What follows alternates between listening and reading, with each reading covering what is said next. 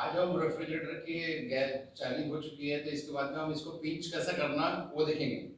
सबसे पहले हम इसके स्टैंडिंग प्रेशर, सक्शन प्रेशर और डिस्चार्ज प्रेशर भी देख लेंगे साथ ही साथ।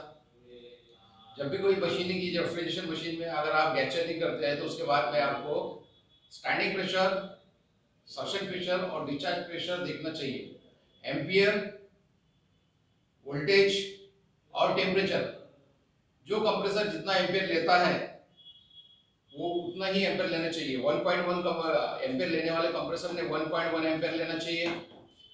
और अगर वोल्टेज 230 चाहिए, और उसके बाद में मशीन जब हमारा कंप्रेसर चालू है मशीन रेफ्रिजरेशन की, तो उस समय उसने उतना एम्पेयर लेना चाहिए और उतना प्रेशर बताना चाहिए। तो सबसे पहले देखेंगे हम स्टैंडिंग प्रेशर।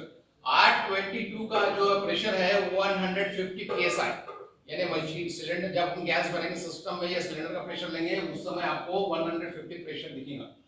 और सक्शन का जब आप इसको वाटर कूलर में या स्प्लिट एसी, विंडो एसी में जब आप चार्ज करेंगे तो इसका जो प्रेशर है वो 60 टू 70 psi होता है। ये एम्बिएंट टेम्परेचर पे निर्भर करता है, बाहर का टेम्परेचर कितना है करके, क्योंकि कंडेंसेशन करने के लिए उसको हीट ट्रांसफर करने को होता है। तो जब एम्बिएंट टेम्परेचर ज्यादा रहता है उस समय सक्शन प्रेशर भी ज्यादा रहता है। और डिस्चार्ज प्रेशर, अगर आप कंडेंसर के साइड का प्रेशर देखते हैं डिस्चार्ज हाई प्रेशर साइड का, तो 250 टू 300 psi आपको देखने को मिलेगा। साथ ही साथ अगर R410A, इसका स्टैंडिंग प्रेशर है 225 प्रेशर है और सक्शन प्रेशर है 100 टू 120, और उसका जो डिस्चार्ज प्रेशर है या हेड प्रेशर जो है 450 टू 500 psi। और R32, इस रेफ्रिजरेट का जो स्टैंडिंग प्रेशर है 240 और सक्शन प्रेशर जो है वो 110 और डिस्चार्ज प्रेशर है 450 टू 500 psi। साथ ही साथ जो रेफ्रिजरेटर में हम इस्तेमाल करते हैं गैस 134A, उसका खुद का स्टैंडिंग प्रेशर है 85। और आप देखते हैं जब उसका अगर वाटर कूलर में आप चार्ज कर रहे हैं या कोई डिफ्यूजर में, तो वाटर कूलर का जो है उसका सक्शन प्रेशर 35 टू 40 आएगा। और रेफ्रिजरेटर है तो उसका 12 टू 15 या हो सकता है आपको 10 भी psi मिलेगा उसके अंदर। और R290 का 125 psi है और उसका सक्शन जो है वो 60 psi है और डिस्चार्ज जो है वो 275 टू 300 psi। मैं आपको फिर से बताता हूं कि जब भी रेफ्रिजरेटर में आप गैस डालेंगे वाटर कूलर में या कोई मशीन में, अगर उसका स्विच ऑफ है और जब आपने सिस्टम को प्रेशराइज करके लीकेज उकेज चेक कर ले या वैक्यूम करने के बाद जब गैस डालेंगे तो उस समय सिस्टम का अगर आपने बंद इसका प्रेशर देखते हैं तो उसका स्टैंडिंग प्रेशर कहलाएगा, लेकिन सिस्टम का। और जब मशीन आप चालू हो जाएंगी उस समय जो प्रेशर देखा जाएगा उसे सक्शन प्रेशर कहते हैं। और डिस्चार्ज साइड से आप देखेंगे तो डिस्चार्ज प्रेशर देखा जाएगा। अधिकतर हम मैक्सिमम सक्शन प्रेशर देखते हैं।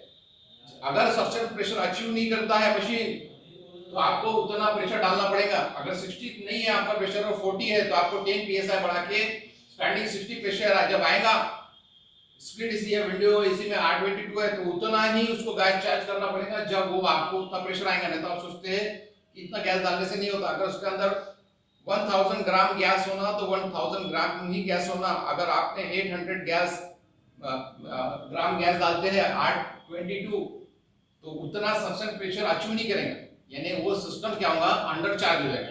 और 1200 ग्राम इसमें डालते हैं गैस 1000 की जगह, तो सक्शन प्रेशर जो है वो बढ़ जाएगा आपका और डिस्चार्ज प्रेशर भी बढ़ जाएगा। यानी सिस्टम को ओवर चार्ज भी नहीं करना है और अंडर चार्ज भी नहीं करना है और प्रॉपर अपने को चार्ज करना है। अब हम वर्किंग टेबल पे देखेंगे कि किस प्रकार से पिंच किया जाता है। सिस्टम में गैस चार्ज कर दिया आपने और आप किस प्रकार से इसको पिंच करते हैं।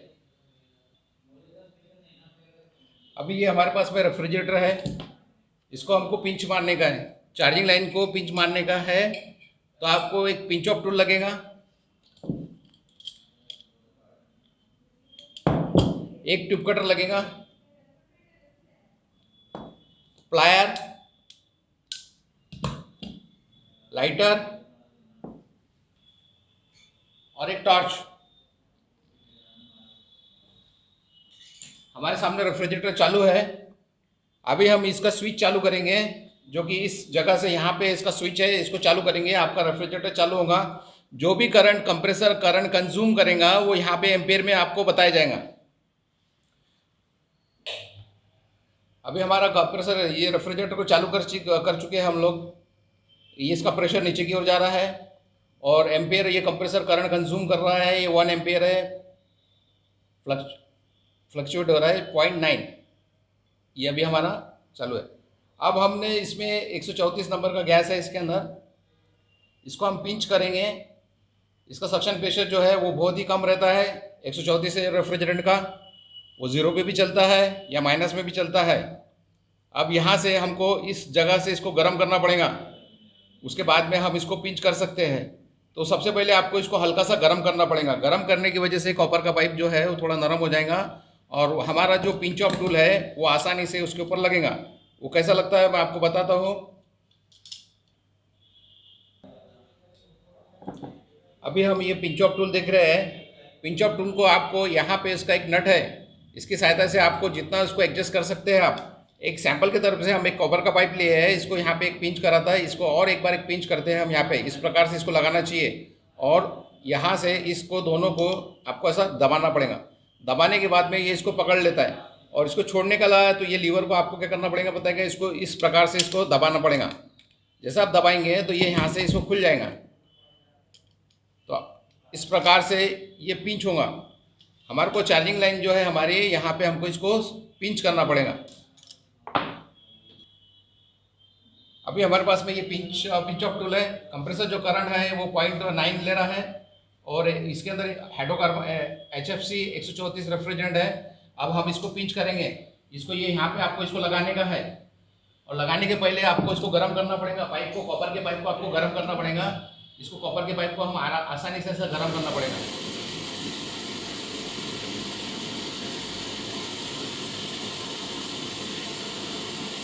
कॉपर के पाइप को गर्म करने के बाद में ये थोड़ा सा नरम हो जाएगा। उसके बाद में आपको इसको ये पिंच ऑफ टूल की सहायता से इसको यहाँ पे लगा के इसको दबाना पड़ेगा। जैसे आप इसको दबाएंगे ये पिंच। अभी हमने ये पिंच ऑफ टूल इसको लगा चुके हैं। उसके बाद में आपको ये फ्लेयर नट खोलना पड़ेगा। ये फ्लेयर नट खोलने के बाद में ये पाइप को कट करके यहाँ पे हमको ब्रेजिंग करना पड़ेगा। तो इसको आपको इस प्रकार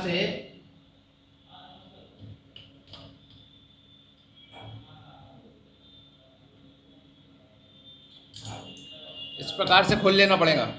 अभी हमारा कंपाउंड को यहाँ से खुल गया है और गैस जो है ये यहाँ पे से अंदर लॉक हो चुकी है। आपको इसको टूप कटर की सहायता से ये पाइप को कट करना पड़ेगा।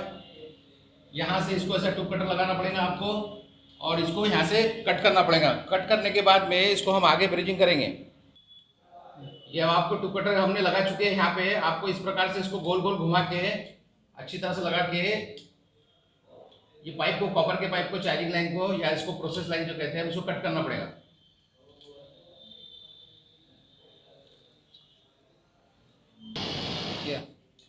आता है अब ये चालू हो चुका है। आपको कट कर दिया है हम लोग कॉपर पाइप को।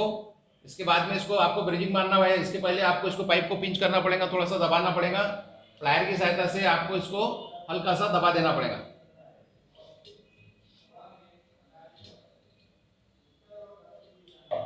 अब ये अच्छी तरह से दब चुका है, आप देखते होंगे तो ये अच्छी तरह से दबा है। अब इसको आपको ये पाइप को गर्म करके ब्रेजिंग मारना पड़ेगा।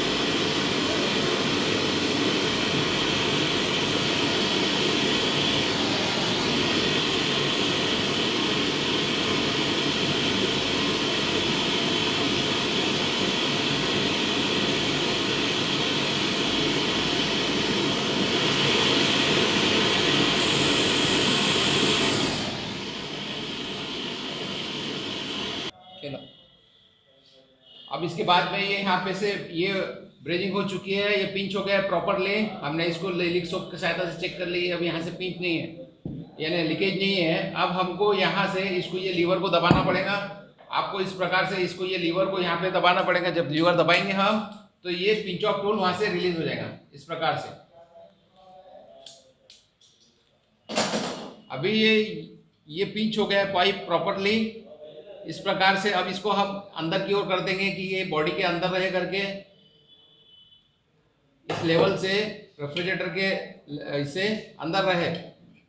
ये इस प्रकार से कभी भी रेफ्रिजरेटर में हम पिंच कर सकते हैं। अभी आप देख रहे हैं कि ये पिंच हो चुका है। पिंच होने के बाद में अब ये रेफ्रिजरेटर ओके हो गया है। हमने सबसे पहले इसमें सिस्टम को लीकेज किया था, पूरे सिस्टम को कहाँ से लीकेज है करके, क्या फॉल्ट है। उसके बाद में इसको प्रेशराइज किया था। प्रेशराइज करने के बाद में वैक्यूम करके रेफ्रिजरेंट चार्ज किया था। रेफ्रिजरेंट चार्ज करने के बाद में इसको यहाँ पे से हमने पिंच किए और यहाँ पे पाइप को आपने ब्रेजिंग रॉड की सहायता से इसको ये जो होल था यहाँ पे उसको आप प्रॉपरली करके ये इस प्रकार से हमने इसको पिंच कर दिए, प्रोसेस लाइन को इसको पिंच कर दिए। अभी हमारा रेफ्रिजरेटर ओके है।